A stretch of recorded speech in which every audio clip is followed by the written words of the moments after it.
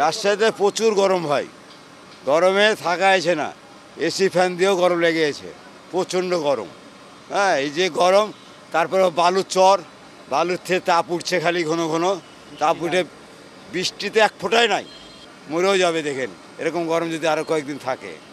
হ্যাঁ, বাতাস নাই, কিছু নাই, ঝড় নাই, বৃষ্টি নাই। হ্যাঁ, কঠিন বাজে অবস্থা।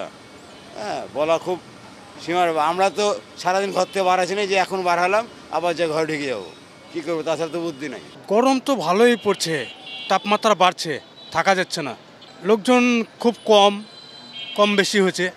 বাড়াচ্ছি যেহেতু পেট আছে, চলতে হবে, জমা লাগবে, কি করে খাবো।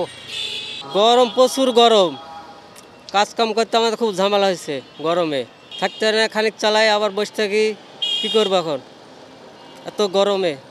বাড়াইছি আর কী করবো, পেটের দায়ে খাওয়া তো লাগবে। 1, 2, 3 ঢাকায় জমি জিতে নিন 100% ক্যাশব্যাক সহ 20 কোটি টাকার পুরস্কার।